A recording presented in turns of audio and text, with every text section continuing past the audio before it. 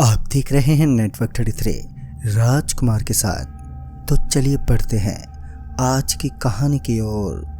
दोस्तों, सफ़र कैसा भी हो, उसके अंदर हमारे साथ कुछ ऐसी यादें जुड़ जाती हैं। अमन अपनी बाइक को धीमी रफ्तार के साथ नेशनल हाईवे 89 के उस रास्ते पर आगे बढ़ रहा था।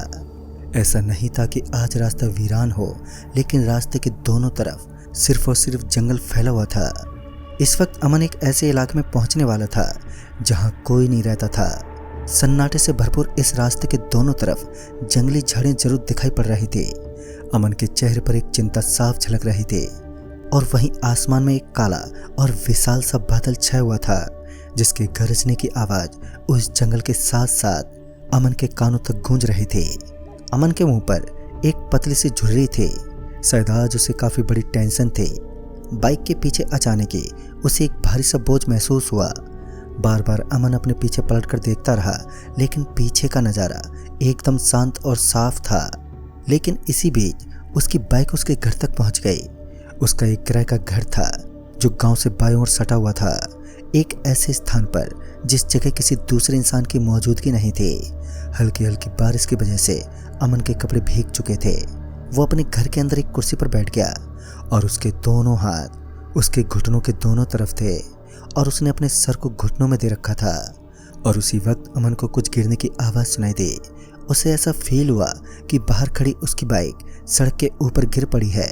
तभी वो तुरंत ही अपने कदमों को आहिस्ता आहिस्ता दरवाजे तक लेकर गया और उस दरवाजे के पास जाने के बाद उसने देखा कि उसकी बाइक नीचे गिरी हुई थी और उसके ऊपर एक लाल लाल कलर का कुछ दुपट्टा सा लटका हुआ था, जिसे देखने के बाद अमन भी थोड़ा हैरान था कि वो दुपट्टा वहां कैसे पहुंचा होगा।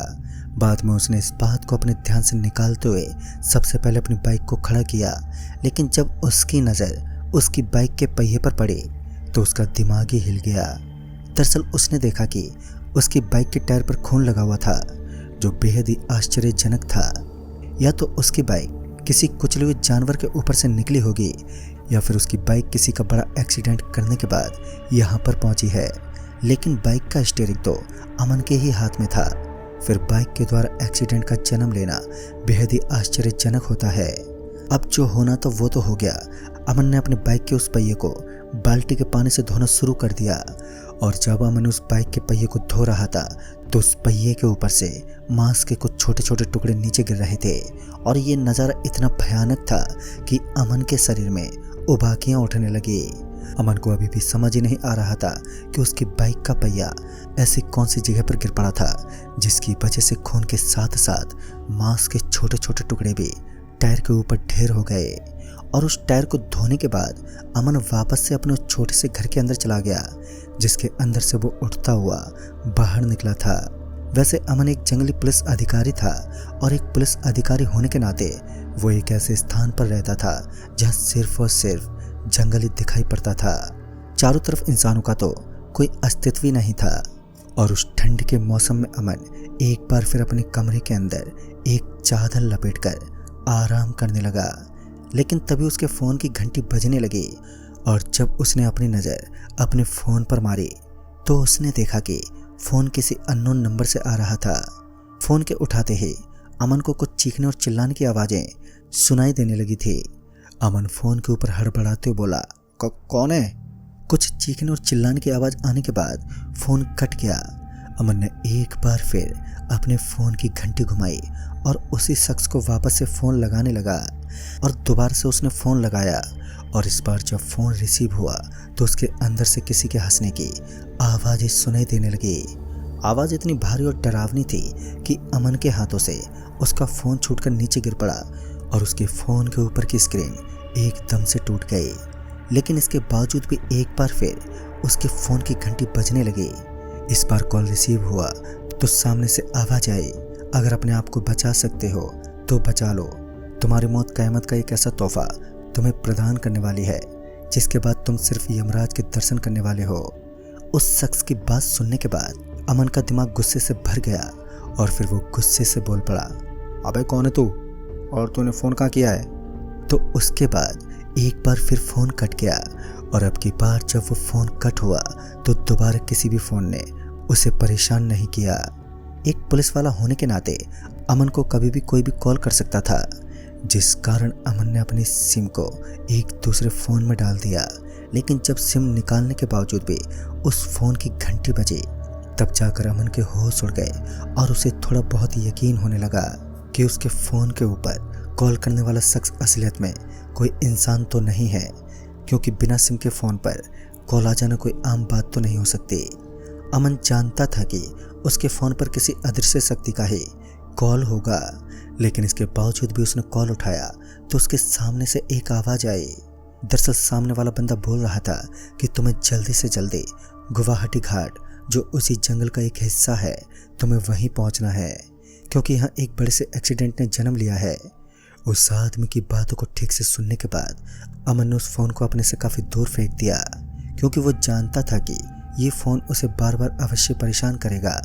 और अमन एक हिम्मत वाला पुलिस ऑफिसर था, जिस कारण वो अपनी मर्जी चाहे उस काम को अंजाम देने की पूरी काबिलियत रखता था। तभी वो घर से बाहर निकला और सबसे पहले अपनी बाइक पर बैठ गया और उसके बाद अपनी बाइक को स्टार्ट करते हुए एक बार फिर उस छोटे से जंगल के माहौल को देखने लगा कि यहाँ पर चल क्या रहा है। लेकिन उस जोहड़ के अगल बगल में सब कुछ नॉर्मल था। उस फोन पर आने वाली वो आवाज़ अभी भी अमन के कानों में गूंज रही थी। उसे डर का एक एहसास तो अभी भी अपने दिल की धड़कन के साथ महसूस हो रही थी। अमन किसी तरह अपने काम को संभालते हुए आगे की तरफ बढ़ने लगा। फिर थोड़ी दूर आगे जाने के बाद जब अमन उस जगह पर पहुंचा जिस जगह के बारे में उसने सुना था कि वहां एक्सीडेंट हुआ है, तो उसने देखा कि वहां एक बाइक सड़क पर गिरी हुई थी। साथ ही आगे का रास्ता भी बंद था, यानी कि यहाँ से आने वाली गाड़ी और बाइक इस समय पूरी तरीके से बंद कर दिए गए थे। उस बाइक एक्सीडेंट को देखते ही अमन जल्दी से भागता हुआ उस स्थान पर पहुंचा, तो उसने देखा कि एक आदमी जमीन पर गिरा हुआ था और उसके सिर से खून बह रहा था और ब्लड की वजह से वहां की पूरी सड़क लाल हो चुकी थी। जब अमन ने उस आदमी के सीने पर अपना हाथ लगाया तो उसकी मौत हो चुकी थी, यानी कि अब उसका खेल खत्म हो चुका था।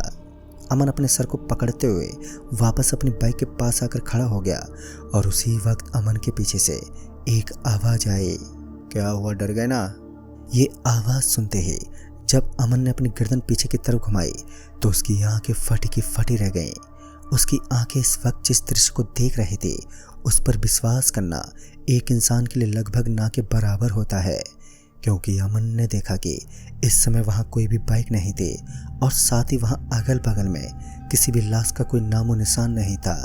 कुछ पल पहले जहाँ एक बड़ा एक्सीडेंट दिखाई दिया था तो उसी जगह पर जोरदार सन्नाटा पसरा हुआ था और साथ ही अब वहाँ पर किसी भी खून का कोई भी धब्बा नहीं था और दूर दूर तक न ही किसी की हलचल प्रतीत हो रही थी। ऐसा लग रहा था मानो यहाँ एक्सीडेंट होना तो बड़ी दूर की बात है, यहाँ आना भी किसी इंसान के लिए किसी बड़े पहाड़ के ऊपर चढ़ने जैसा था, क्योंकि इस डर से भरपूर रास्ते में इतना गहरा सन्नाटा पसरा हुआ था कि अमन की भी अब हिम्मत नहीं हो रही थी कि वह इस भूतिया इलाके में थोड़ा और आगे तक बढ़ सके। खैर इस कुछ पल के सन्नाटे के बीच काला व गरजता हुआ बादल जोर से बरसने लगा। पानी की बूंदें लगातार अमन के शरीर पर पड़ रही थी। उसका पूरा बदन एक बार फिर भीग चुका था, जिस कारण उसे ठंड का एहसास होने लगा। अमन को जल्द से जल्द कहीं आग के पास बैठकर अपने शरीर को गर्म करने की आवश्यकता थी, क्योंकि उसका शरीर ठंडा जो पड़ने लगा था, क्योंकि धीरे धीरे खून का दौरान बंद हो रहा था, जिस कारण अमन के हाथ और पांव अब काम करना बंद करने लगे। अमन के जहर में डर तो उस आवाज़ का बैठा हुआ था जिसने काफ़ी बार उसे डर के समुद्र में उड़ेला था। अमन चुपचाप अपने कदमों को अपनी बाइक की तरफ उठाते हुए वहां से निकलने की फिराक में था, लेकिन तभी अमन को पीछे से आवाज़ आई, रुको, अभी तुम्हारा एक काम बाकी रह गया है। और इस बार जब अमन अपने पीछे मुड़ा तो उसने देखा कि खून से लथपथ एक आदमी जिसके बदन से एक भयानक बदबू निकल रही थी वो अमन को बुला रहा था। अमन एक पुलिस वाला था, जिस कारण उसके शरीर में अभी भी प्राण बचे हुए थे, अन्यथा एक नॉर्मल आदमी अब एक यमराज के साथ मुलाकात कर लेता। उस कहर बरपाने वाली ठंड में अमर का शरीर तो वैसे भी जम चुका था और अब उसकी हिम्मत नहीं थी कि वो जल्दी से जल्द अपनी बाइक को उठाकर वहां से तेज गति से निकल सके। उल्टा वो आदमी धीरे धीरे अमन की ओर बढ़ने लगा और अमन अपने कदमों को पीछे हटाता जा रहा था, लेकिन उसका शरीर अब किसी बर्फ की भांति जमने लगा था। और यही एक बड़ी वजह थी कि अमन अपनी पूरी कोशिश के बावजूद भी वहां से भाग पाने में नाकाम था। लेकिन अमन की भरपूर कोशिशें अब भी लगातार जारी ही थी। अमन को पता था अगर वो आज हिम्मत नहीं जुटा पाया तो इसी सड़क पर उसकी लाश बिछा दी जाएगी। अमन एक पुलिस कर्मचारी था तो उसका शरीर एकदम पका हुआ था, या फिर ऐसा कहें कि पुलिस वालों को एक अच्छी ट्रेनिंग के बाद उनके शरीर को मजबूत बनाया जाता है। ऐसा ही कुछ अमन के साथ भी था। वो इतनी जल्दी हिम्मत हारने वालों में से नहीं था। अमन की बाइक का स्विच ऑन था और मौका पाते ही उसने तुरंत अपनी बाइक के दोनों साइड अपने पैर डाल लिए और फिर बाइक का एक्सीलेटर दबाते हुए वो तुरंत ही वहां से निकल गया। लेकिन आत्माएं इतनी जल्दी किसी का पीछा कहाँ छोड़ती हैं। जैसे जैसे अमन की बाइक तेज गति से भाग रही थी वैसे वैसे उसके बाइक के पीछे वो कटा हुआ शैतान भाग रहा था। अमन की बाइक की रफ्तार इस वक्त 100 किलोमीटर प्रति घंटे की थी, जिस कारण सामने की तरफ उसके लिए कंट्रोल कर पाना बेहद ही मुश्किल था। वो फुल स्पीड से भाग रहा था। फिर एक बार के लिए जब अमन की नज़र अपने साइड में गई तो उसने देखा कि वो कटा हुआ शैतान अब पहले से घना हो चुका था और उसके हाथ खून में सने हुए थे। वो देखने में इतना डरावना लग रहा था कि अमन के मुंह से उसकी जुबान तक बाहर नहीं निकल पाई। वो चुपचाप ड्राइव करता रहा और अमन के हाथ और पैर अभी भी कांप ही रहे थे। फिर तकरीबन 7 किलोमीटर आगे हनुमान जी का एक दिव्य मंदिर पड़ता है और इस वक्त अमन अपनी जान बचाने के खातिर उस मंदिर की तरफ बढ़ने लगा। अमन किसी तरह उस हनुमान जी के मंदिर के पास पहुंचा, तब जाकर उसे राहत की सांस मिली और उस मूर्ति के सामने अपने हाथ जोड़कर जिंदगी की दुआ मांगने लगा। पूरी रात अमन अपनी डरावनी अवस्था में उसी मंदिर के अंदर बैठा रहा, जो मंदिर उन जंगलों के बेहद करीब पड़ता था। और दोस्तों, वो कहते हैं ना, भगवान तो हर जगह होता है, चाहे वो मंदिर हो या मस्जिद या फिर कोई पत्थर की मूर्ति। भगवान का वास तो हर चीज़ में मौजूद है। इस बार भी कुछ ऐसा ही था। अमन अपनी ज़िंदगी की दुआ मांगने पर जिंदा बच गया और उस बुरी शक्ति से उसका पीछा छूट गया।